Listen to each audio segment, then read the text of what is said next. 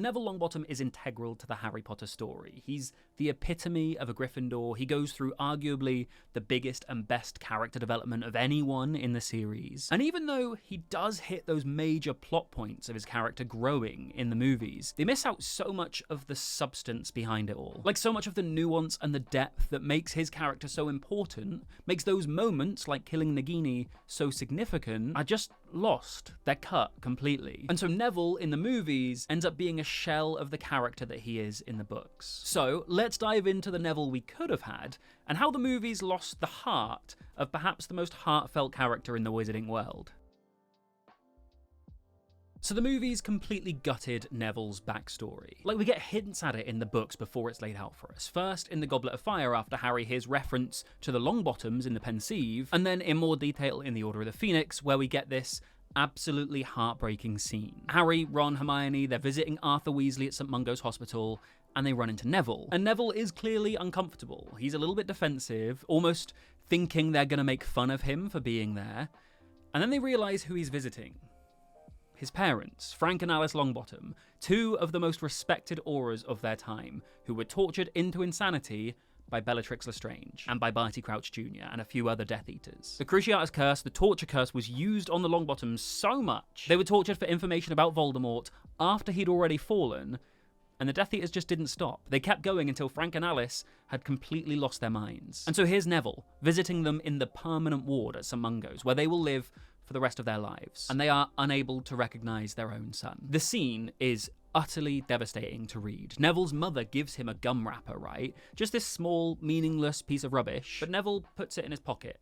And his grandmother makes this comment about how he's probably got enough of them to wallpaper his whole bedroom, which means this probably happens every time he visits them, maybe multiple times because they can't remember they've already given him one. Every visit, his mother gives him one of these wrappers, and Neville keeps them all. Neville seemed worried that he thought they were going to laugh at him for being there, and Harry thinks to himself after he sees it, he's never seen anything less funny in his life. It's this moment that really gives us a glimpse into Neville's life outside of Hogwarts. The heartbreak that is his day-to-day life and his relationship with his parents. But there's also a pressure to it, right? The books give us these other moments where we see Neville receiving this pressure from his grandmother. Augusta Longbottom constantly reminds him that he needs to be more like his father, pushing him to be an aura, comparing him to Frank, never quite letting Neville be his own person. That's why he ends up using his father's wand for the first 5 years that he's at Hogwarts. His grandmother gave it to him. And it might feel like a nice family heirloom, but it also feels kind of like a symbolic burden, especially if the person constantly comparing yourself to your father is the one who gave you his wand. Like,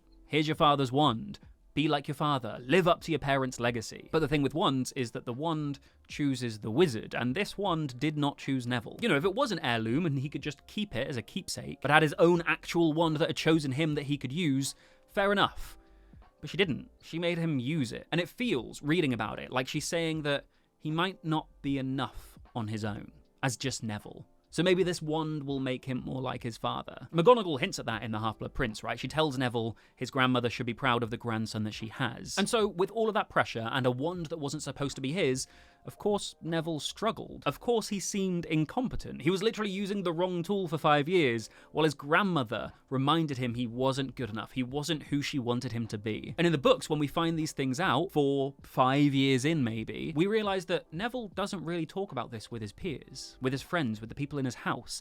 He keeps it all to himself, which makes the burden even heavier, right? He's carrying all of this alone. And it's not just a small secret. This is heart-wrenching stuff. And here's the thing. The scene at St. Mungo's in the books happens right before the mass breakout from Azkaban. Right before Bellatrix Lestrange, the woman who tortured his parents, escapes and is out on the loose. And in the books, this is Neville's turning point. This is when something clicks, when he goes from being this nervous, fumbling student to working harder than everybody else in Dumbledore's army. Because the person who destroyed his family just escaped, and he is not going to let that stand. That's a whole lot of depth and meat to sink your teeth into with Neville's character.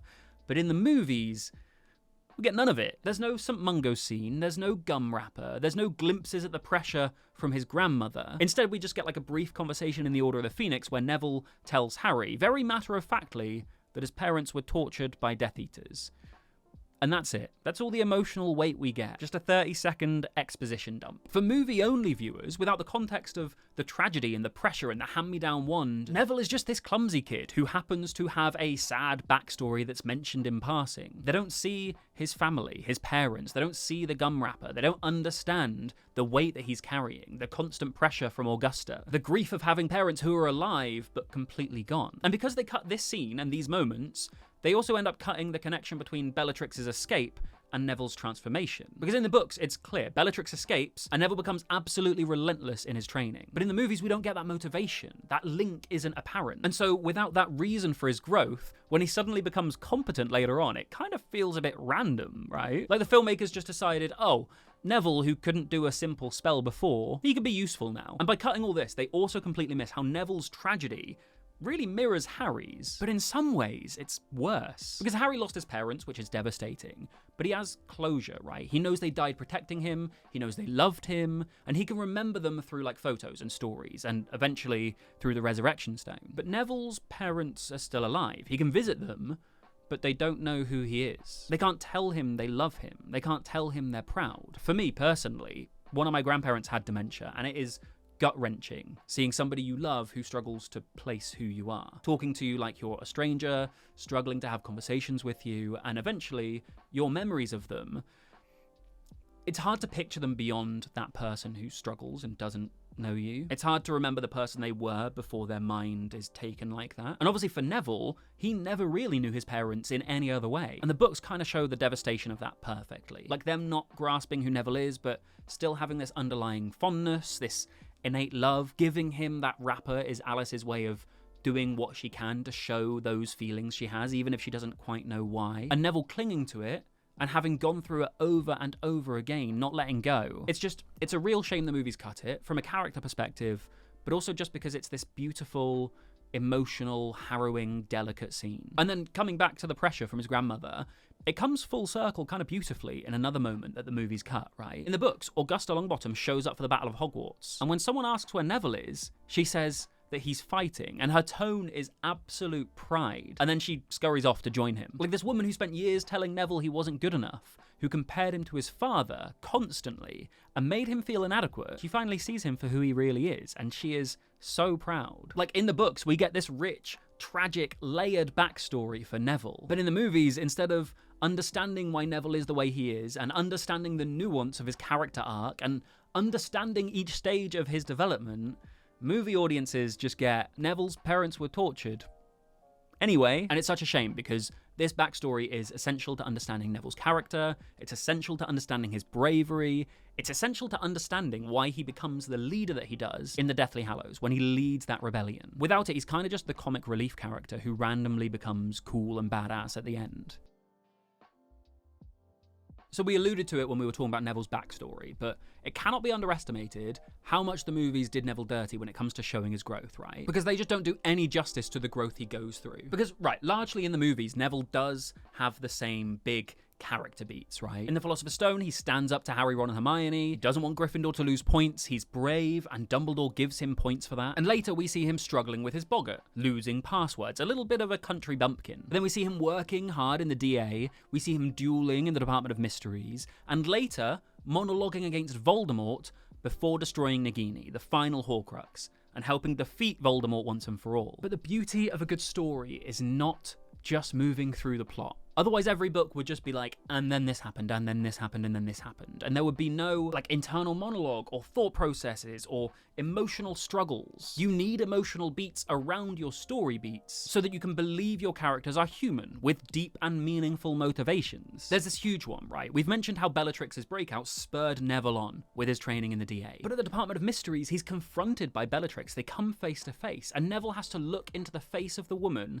who tortured his parents into insanity. Not only that, but later in the same battle, she uses the same spell on him. She casts Crucio on Neville during the battle. The very unforgivable curse that broke his parents' minds from the very woman who did it. And the emotional weight of that moment is huge. It's heartbreaking, it's intense. It's crucial to Neville's development because Bellatrix's outbreak spurred him on, and now he is fighting her. But the movies don't give any emotional weight to these moments whatsoever, and it's a theme. We completely lose the humanity behind Neville's journey. We see him training and getting better in the DA, we see him dueling in the battle at the Department of Mysteries, but we lose the deep emotional aspects of why. We lose the weight of it all. We see Neville being presented with the sword of Gryffindor before using it on Nagini, but the emotional story of having him truly personify his house, of really earning that moment he pulls the sword, it's completely lost. All of the growth, all of the pressure, all of the hardships that he had to overcome to become that character, they're lost. And so it feels abrupt. It's still a cool moment, but it's not as jaw-dropping, heart in your mouth, oh my god, like it is in the books. Like the way they cut out the pressure from his grandmother means we don't understand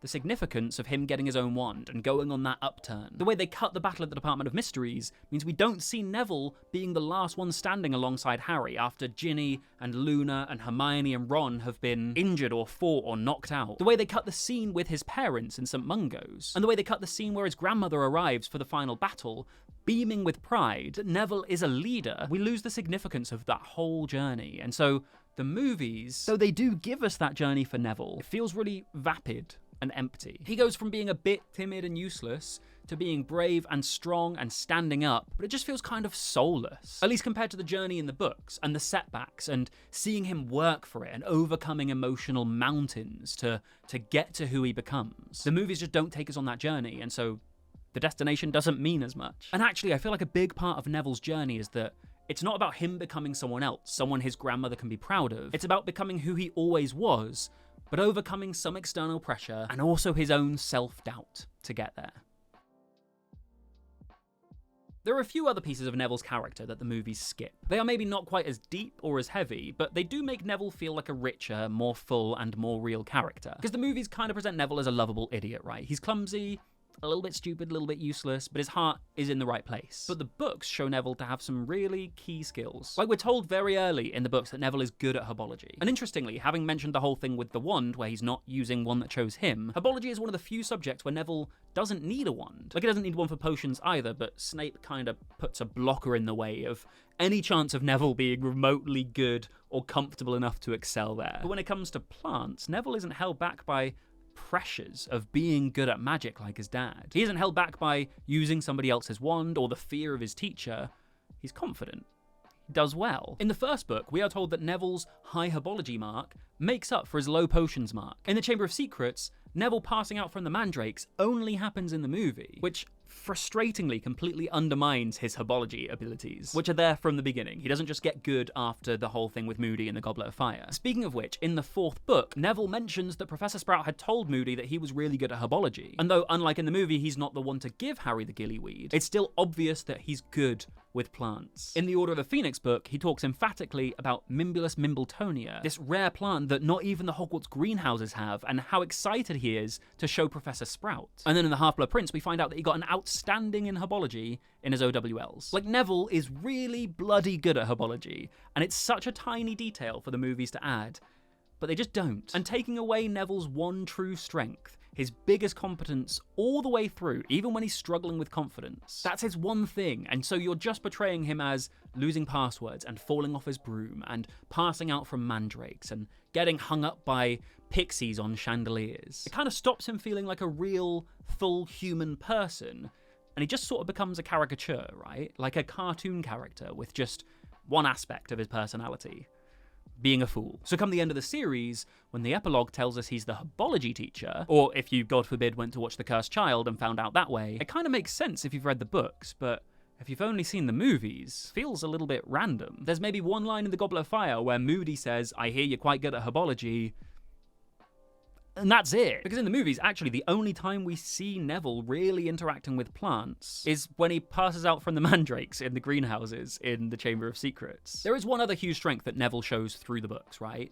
And that is his emotional intelligence. Because for all of his issues with magic and academia and socially, Neville is still kind and empathetic from the very beginning. There's a small moment in The Philosopher's Stone that shows this side of Neville. So he's been cursed by Malfoy, he's being humiliated in the corridors by this school bully, and Harry gives him a chocolate frog. And it's a way to raise Neville's spirits, which kind of mirrors what happens to Harry when the Dementors get him and Lupin gives him chocolate in the 3rd book. But when it comes to this moment with Neville and Harry has given Neville a chocolate frog, and I think for a lot of us, if we were Neville, we'd be so inside our own head. We'd be embarrassed, we'd be upset, humiliated, not really thinking much beyond how sorry we feel for ourselves. But Neville offers Harry back the chocolate frog card from the chocolate frog he gave him. He says, "Thanks, Harry, I think I'll go to bed.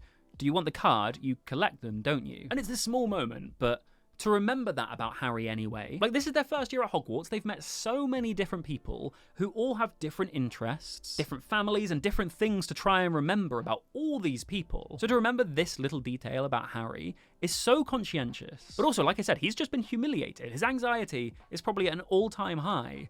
And he still recalls this about Harry, and he still wants to give him back that card. It's such a lovely moment that proves to be a foundation of Neville's character. And we see that constantly through the series. There are moments between Harry and Neville, and in Neville's actions as well, particularly in the Order of the Phoenix. Like when Seamus is saying he doesn't believe Harry and Dumbledore, the movies only show us Ron standing up for Harry, but Neville does it too in the books. And at the end of the Order of the Phoenix, Neville is willing to risk his life to save Sirius, because he trusts Harry. But as far as Neville is concerned, just like the rest of the Wizarding world, Sirius is still a mass-murdering psychopath on the run. But for Neville, Harry wanting to save him is enough. So Neville goes along, and he's willing to risk his life. Again, a small detail that's not even really hinted at in the movies. But that's the thing, through the books, Neville has all of these incredible, redeeming aspects to his character, and the movies just don't show them. And so when he gets his glow up, it just feels abrupt and unearned.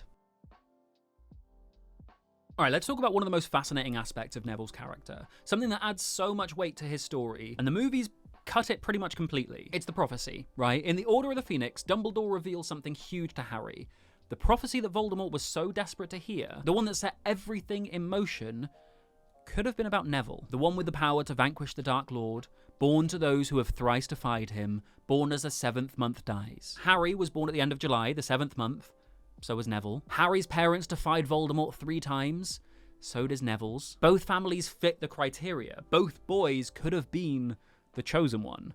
But Voldemort chose Harry. He decided the prophecy was about the Potters, not the Longbottoms. And by going after Harry, by trying to kill him, by giving Lily the chance to step aside, and her choosing to die anyway, Voldemort marked Harry as his equal. And that's what made Harry the chosen one. Not fate, not destiny, Voldemort's choice. And in the books, Dumbledore explicitly tells Harry this. He says Voldemort himself would mark him as his equal. He explains that it could have been Neville, but Voldemort chose Harry, and in doing so, created his own enemy. And all of this is huge because it means that Neville's story runs parallel to Harry's. It means that in another world, in another timeline, Neville could have been the boy who lived. And it also means that all of the heartache that Neville has with his parents who weren't killed, but were tortured into insanity, that could have ended up being Harry's experience with his parents. The movies, of course, didn't mention this in the slightest, but in the books it adds this incredible weight to everything Neville does, because he's living in the shadow of what could have been. And this theme that runs through the later part of Harry Potter is that choices matter more than fate.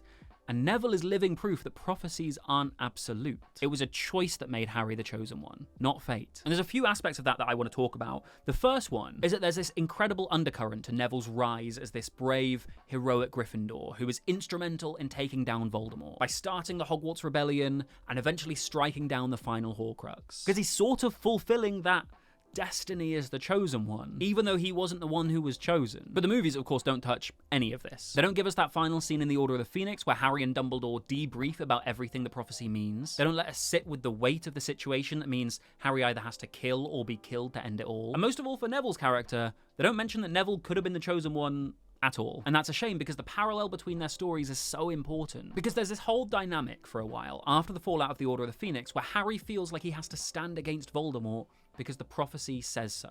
He is the chosen one, it is predetermined. But then that conversation towards the end of the Half-Blood Prince where Dumbledore makes it so clear that the prophecy itself is meaningless when it comes to Harry standing against Voldemort. Dumbledore explains to Harry that, of course he has to stand against Voldemort, but not because of the prophecy, but because he knows that Harry will never rest until he's done it. Because it's the thing that must be done, whether that's to help the Wizarding world or to avenge his parents. And this conversation is essential to where we position Neville, because once we've learned that the prophecy is mostly meaningless, besides the fact that it forced Voldemort's hand, we understand what matters is choosing to do what's right, and choosing to stand against Voldemort, not because of Trelawney's prediction, but because that's what must be done. And so, despite Neville not being the one marked by Voldemort as his equal, despite Neville not being chosen by Voldemort as the chosen one, he still chooses to stand against Voldemort, because it's the right thing to do. Because as Dumbledore correctly points out about Harry, Neville is the same. He won't rest until what needs to be done has been done. And that's proof when he gives his monologue at the end, right? So it comes full circle. Once the prophecy is proven to be meaningless, Neville becomes as essential to the final victory as Harry is, standing up to Voldemort even when he thinks Harry is dead, destroying Nagini. Oh, it's such an incredible, nuanced journey for the character.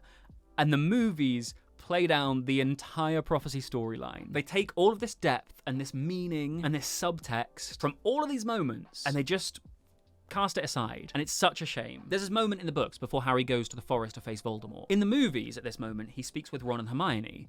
But in the books, he doesn't. He speaks to only one person, and that's Neville, not including the people that the Resurrection Stone brings back to speak to him. He pulls Neville aside and he tells him that Nagini has to die, that someone needs to kill the snake. And he's trusting Neville to make sure it happens. And this is huge, right? Because Harry is about to sacrifice himself, he's about to walk to his death, and the last thing he does is make sure Neville, of all people, knows what needs to be done.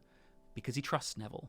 He knows Neville won't give up. He won't back down. He will find a way to kill that snake no matter what. And Neville does. When Voldemort thinks he's won, when he's trying to get Neville to join the Death Eaters, Neville refuses. He even has to endure the Sorting Hat being forced onto his head and burst into flames, and after all of that, he eventually pulls the sword from the hat and kills Nagini with it, the final Horcrux. This is the boy who could have been the chosen one, destroying the final Horcrux, making it possible for Harry to finally kill Voldemort. And it's poetic and it's perfect. It's the culmination of Neville's entire arc. Everything he was, everything he could have been, and everything he is now, coming together for this moment. From frightened first year to the man who makes the killing blow possible. But in the movies, there is no conversation between Harry and Neville. There is no beautiful context around Neville's role in taking down Voldemort. And it's just all shallow plot points occurring without the depth and the nuance and the heart behind it. Which is largely how the movies treated Neville across the whole series. If you like this video where I break down where the movies fell short on one of the most interesting characters, then you'll love this one where I also break down how they messed up their portrayal of Dumbledore.